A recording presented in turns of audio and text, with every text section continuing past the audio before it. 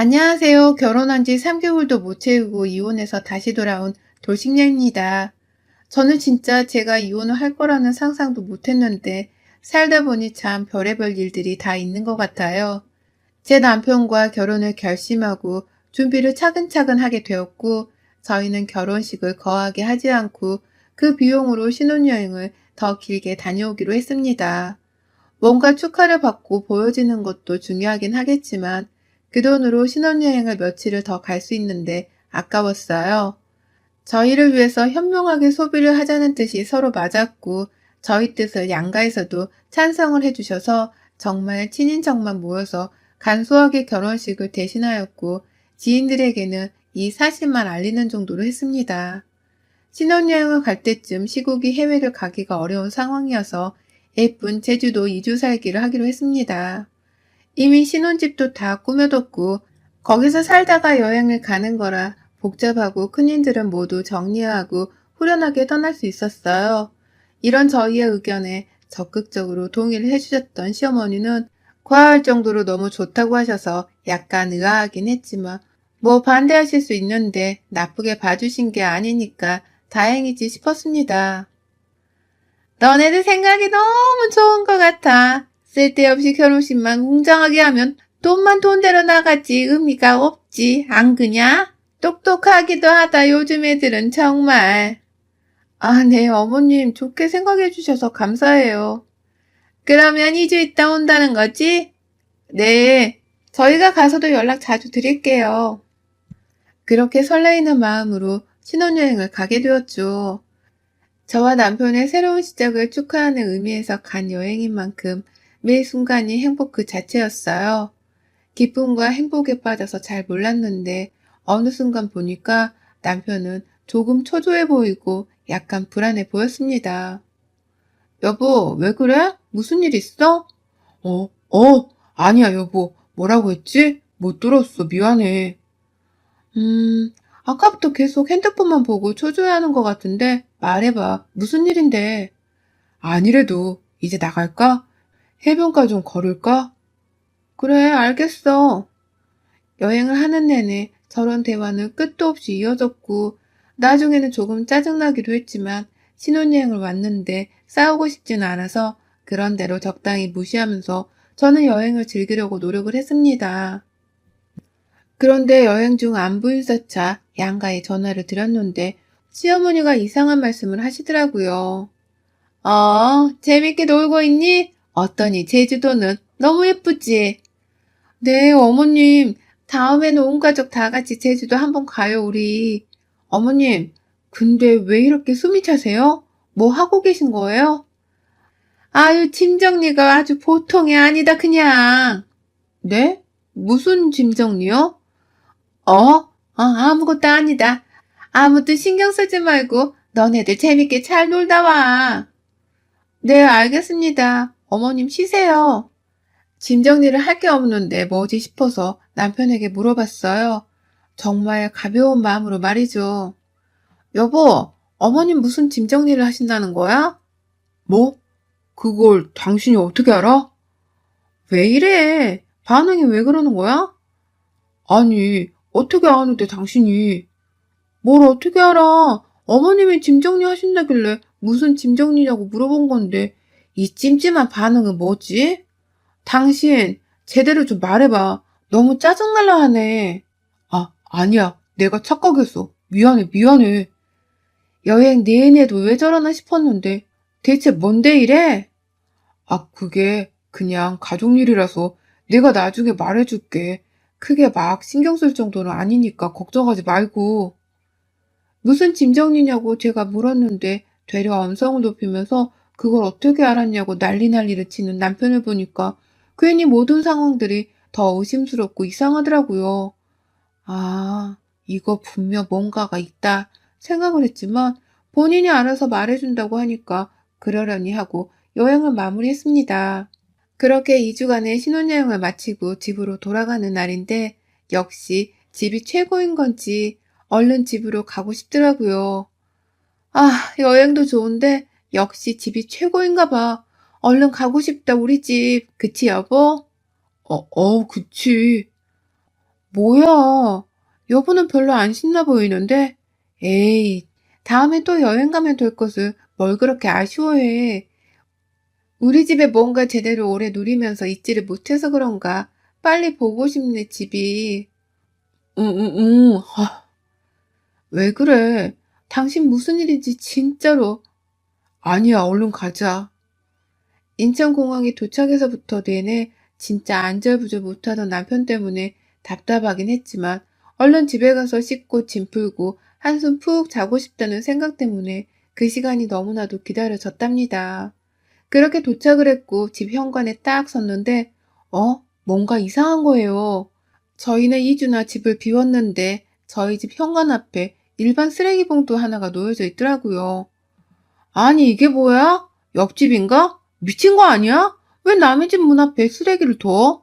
아, 진짜. 당장 가서 따지고 싶은데, 그럴 기운이 없으니 우선 패스해야겠다. 그치? 어이가 없네. 당연히 옆집이겠지. 한 층의 세대가 저희 집이랑 옆집밖에 없으니, 라고 생각을 하고 집으로 들어섰는데, 못 보던 신발이 현관에 있는 거예요. 아니, 분명 저희 집인데, 저희 집이 아니었어요. 현관도 그렇고 묘하게 집이 바뀐 것이 눈에 보였고 진짜 뭔가 이상하다고 생각을 하면서 안방문을 여는 순간 전 진짜 놀라서 그대로 주저앉고 말았습니다. 저희 부부 침실인 안방에서 시부모님들이 잠옷을 입고 주무시고 계시는 거예요.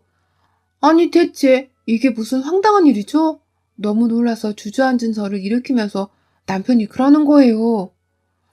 사실 이 말을 하려고 했던 거야. 엄마랑 아빠가 지금 집이 없으셔가지고 우리 집에서 같이 살겠다고 하시더라고. 그게 무슨 말도 안 되는 소리야?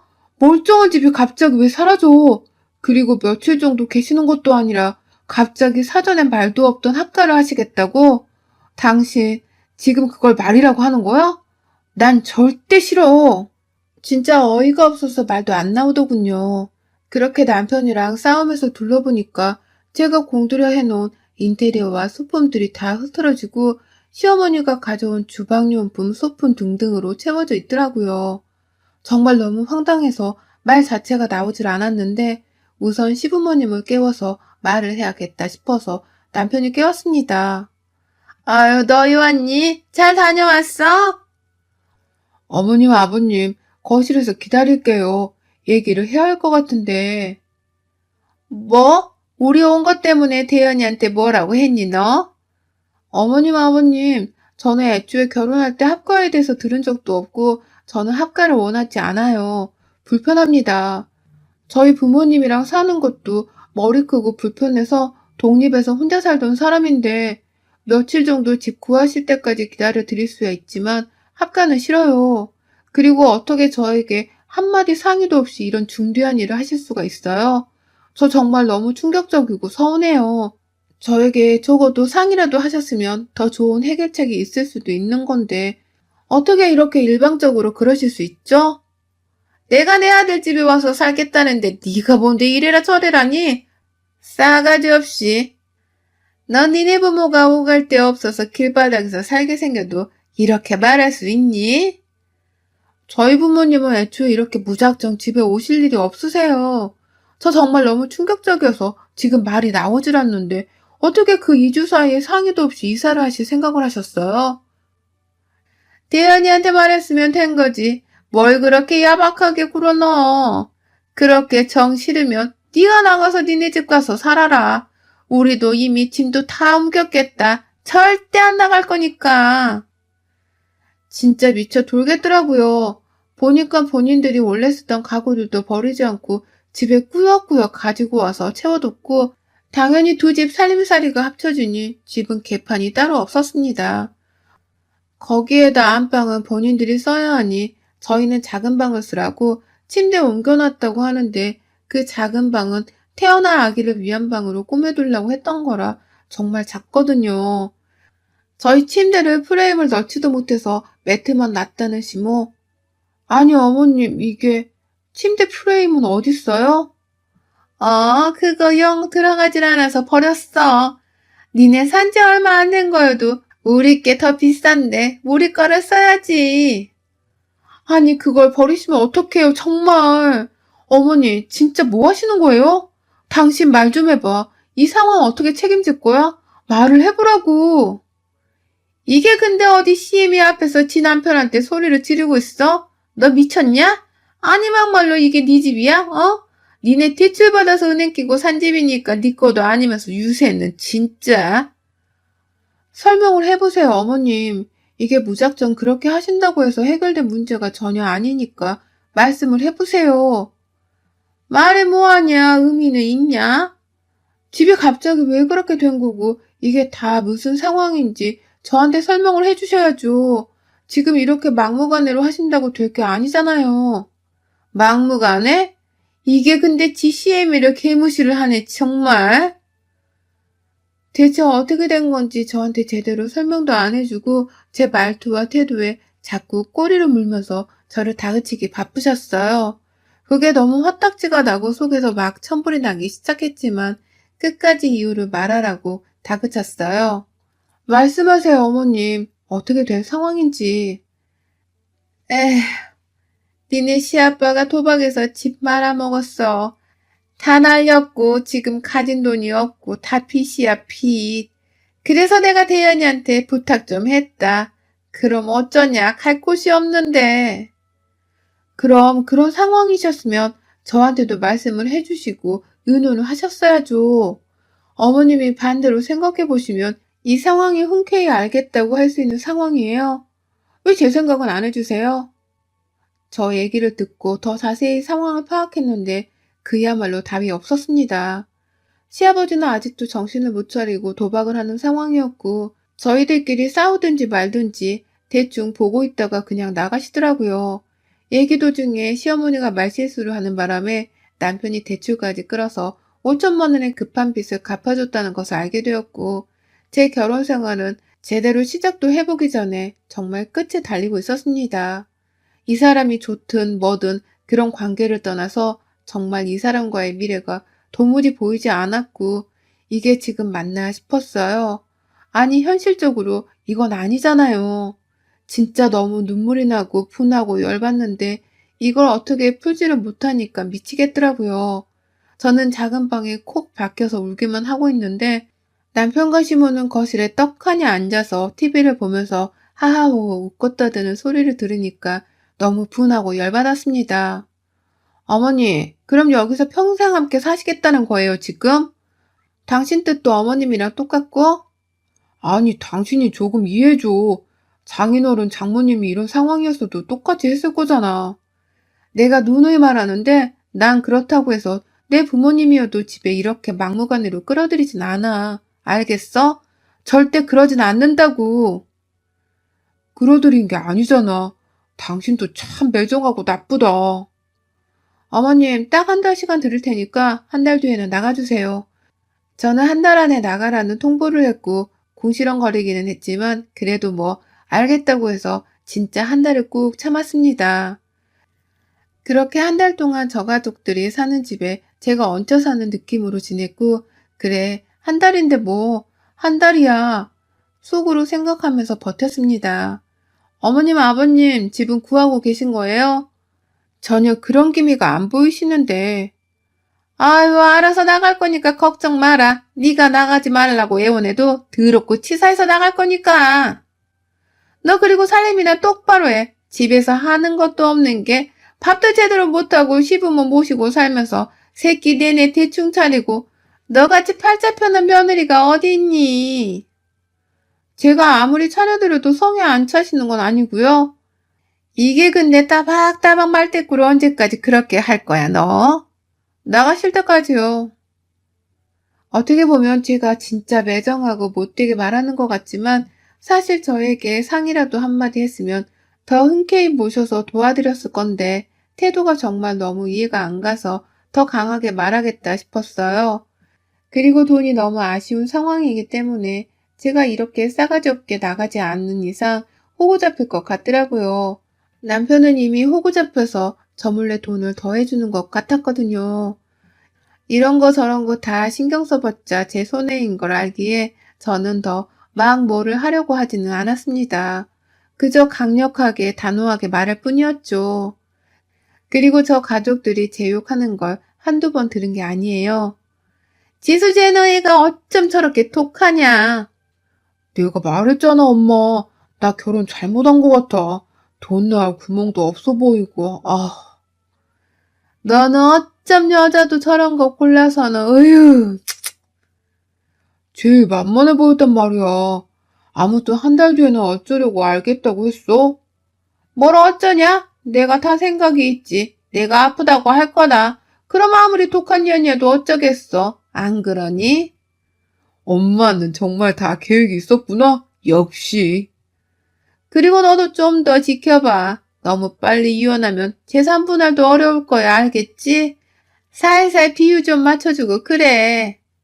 그냥 빨리 갈라서고 싶은데, 알겠어. 이 얘기를 몰래 엿들었을 때는 진짜 세상이 무너지는 기분이었죠. 제가 여태 이런 막무가내의 행동들을 꾹꾹 참는 이유가 뭐였는데, 그게 남편 하나 보고 참은 건데, 그런 남편이 어떤 이유에서인지 저랑 이혼해서 재산 분할을 할 생각을 한다고 하니 손이 정말 달달 떨렸어요. 곰곰이 생각을 해봤더니 아마 저희 아버지가 사업을 크게 하시고 성공을 조금 하셔서 부동산 쪽으로 재산이 조금 있으시고 제가 외동딸이에요. 아마 저희 집 재산을 노리고 저한테 저러는 것 같은데 진짜 멍청하게 그래봤자 엄청난 재산도 아니고 말 그대로 제게 아니라 저희 아버지 건데 그걸 생각을 못하고 저러는구나 싶었죠. 저도 전날 이후로 이혼을 할 결심을 단단히 하고 준비는 따로 했습니다. 저희 부모님께 말씀을 드렸어요. 사실 결혼한 지 한 달 된 딸이, 그것도 외동딸이 이혼을 한다고 하면 얼마나 억장이 무너지실까 걱정이 되긴 했지만 빨리 알리고 함께 머리를 맞대고 정리를 하는 게 좋을 것 같았습니다. 저희 부모님은 당장 법적으로 준비를 하자고 하셔서 선임해 주신 변호사분들을 통해서 저에게 유리한 증거자료들을 모아두기 시작했고 이혼 준비를 하고 있었습니다. 사실 남편만 저러지 않았다면 전 바보같이 남편과 살았을 겁니다. 그런데 이렇게 된 이상 저 남편이고 시부모고 어느 하나 멀쩡한 게 나가는 꼴은 못 보겠더라고요. 바로 집을 빼둔 상황이었고 저희 동네에서 꽤 주목받고 있는 아파트라서 그런지 생각보다 집이 너무 빨리 나가서 당황스럽긴 했지만 사정을 잘 말씀드려 기한을 딱 약속한 한 달하고도 일주일이 되는 날에 이사를 하시라고 말씀을 드려둔 상황이었습니다. 이 집을 빼는 동시에 제가 따로 살 집을 마련했고 그곳을 이미 다 꾸며둔 상황이라 뒤집고 이혼하고 전 새로운 보금자리로 돌아오면 되는 완벽한 계획을 세웠죠. 약속은 한 달이 되었고 말을 했습니다. 어머니, 한 달이 바로 내일인데 안 나가실 거죠? 뭐 어쩌니? 그러면 집도 안 구해주고 내가 몸이 많이 안 좋아. 새아가야, 몸이 자꾸 이리저리 아픈 게 이상해서 병원을 가봤는데 상황이 너무 안 좋다고 하더라고. 아, 그래요? 네네. 그러면 여기서 사시던가 알아서 하시고 그리고 당신 나랑 이혼하고 싶다고? 뭐? 누가 그래? 여보, 무슨 말 같지도 않은 소리야? 당신은 왜 이렇게 사람이 멍청하지? 대체 무슨 말을 하는 거야? 내가 당신이랑 왜 이혼을? 지금 하든 나중에 하든 당신한테 재산 분할해줄 의무가 없어. 그러니 서로 정신건강을 위해서라도 빨리 찢어지는 게 좋겠지? 그리고 하나 더. 나는 오늘부로 이 집에서 나갈 거야. 여기서 온 가족이 살든 나가든 뭘 하든 알아서들 살아. 내가 나가줄 테니까 기생충 같은 니네 부모 모시고 여기서 살아 알겠니? 저 말을 끝으로 저는 나왔고 새로운 보금자리로 갔죠. 바보 같은 인간은 순순히 이혼을 해줬고 법적으로 문제 삼을 수 있는 부분들은 아버지가 선임해주는 변호사를 통해서 진행을 했어요. 바로 다음날 이혼을 했는데 바보 같은 인간이 이런 걸 물어보더라고요. 당신 근데 집 명이 당신 거잖아. 이혼을 했는데도 우리가 살아도 괜찮겠어? 그건 상식적으로 말이 안 되는 일이지. 당연히 나가야지. 근데 왜 살으라고 한 건데? 뭐야? 뭘 뭐야? 다음 주 일요일에 그 집 이사 들어올 거야. 그 집 팔았거든. 그 안에 안 비워주면 법적으로 문제 생길걸? 입주는 그날이지만 목요일부터 새 주인 소유거든. 바로 내일이네. 내일까지는 빼야겠는걸? 잘 살아라 찌질한 놈아. 그렇게 이혼을 시원하게 해버리고 집으로 돌아왔는데 전화가 하루에도 몇십 통이 오고 문자까지 아주 난리도 아니었습니다. 셋이 돌아가면서 시무한테도 시원하게 날려주고 고민하다 전화를 받았습니다. 야, 너 진짜 돌았니? 어디서 감히 네가 뭔데 이 집을 빼? 뻔히 사정 알면서 우리는 어디로 가라고? 그건 기생충 식구들 사정이죠. 왜 저한테 그러세요? 아니, 그게 제 집인데. 그러면 그쪽들이 사는 게 맞아요? 어이가 없네요. 너 진짜 이렇게까지 하는 이유가 뭐야? 이유가 뭐가 있겠어요? 내 거 내가 판다는데, 참. 그리고 하고 싶은 말이 있어서 전화드렸거든요. 똑바로 사세요. 그 나이 먹고 그렇게 빌빌거리면서 기생하고 살면 자존심 안 상하세요? 거기다 본인들 때문에 아들 이혼까지 당했는데, 나 같으면 미안해서 아들 쳐다도 못 보겠네. 평생 그렇게 아들 등에 빨대 굽고 기생하면서 살아요. 참. 그리고 당신 아들 이 세상에 방생하지 마세요. 다른 사람이 또 다칠라. 인연이? 정말 너 죽고 싶어? 내가 너 찾아서 가만 안 둘 거야. 여기까지 올 차비는 있어요? 차비도 없을 것 같은데. 시무랑 유치한 싸움은 여기서 멈추게 되었고 속은 시원했습니다. 결혼한 지 한 달 조금 넘는 상황에서 이혼을 하게 된 거라 주변 지인들 사이에서 너무 큰 화제였고 이유를 물어보는 지인들이 정말 많았어요. 그런데 그 이유를 하나하나 다 말해주는 게 싫어서 그냥 저는 프로필 사진과 대화명에 명시를 해놨습니다.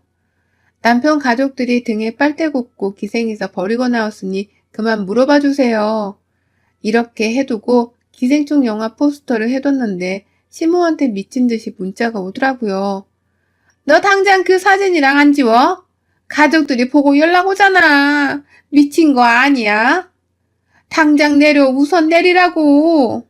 생각해보니까 시모친한 친구분들과 몇 번 연락해야 할 일이 있어서 저장이 되어 있었고 친척들도 연락처 교환을 한 상태였어요. 그걸 보고 시모한테 전화를 한 것 같더라고요. 정말 쌤통이죠 뭐. 어느 날은 저에게 욕설이 가득 담겨 차마 읽기도 어려운 수준의 연락을 보내기도 했고 또 어느 날은 후회가 가득한 문자를 보내기도 해요. 그야말로 미친 사람처럼 말이에요. 박지수, 너같이 독한 년 내가 정말 처음 본다. 너 정말 해도 해도 너무한 거 아니니? 너 얼마나 잘 먹고 잘 사는지 내가 지켜볼 거야. 지수야, 내가 아무리 생각을 해봐도 내가 참 못났었지 싶구나. 너가 받은 상처와 충격이 어마무시할 텐데 그럼에도 불구하고 우리를 다시 이해해주지 않겠니? 다시 잘해보자. 지금 저한테 저렇게 빌고 또 비는 이유가 남편 친구를 통해서 들었더니 남편도 빚을 끌어모을 대로 모으려다가 보니 은행권이 아닌 곳에서 대출을 받아서 지금 이자도 못 갚는 상황에 처했다고 하더라고요. 그러니 유일하게 잡을 수 있는 게 바로 저라고 생각을 하고 저렇게 어떻게든 저한테 빌부터 보려는 개수작인 거죠. 전 이제 번호도 바꾸고 아예 소식을 차단하고 솔로 라이프를 즐겨보려고 합니다. 사실 제가 결혼을 했었던 건지도 잘 모를 정도라서 돌싱이라고 말하기도 웃기긴 하네요.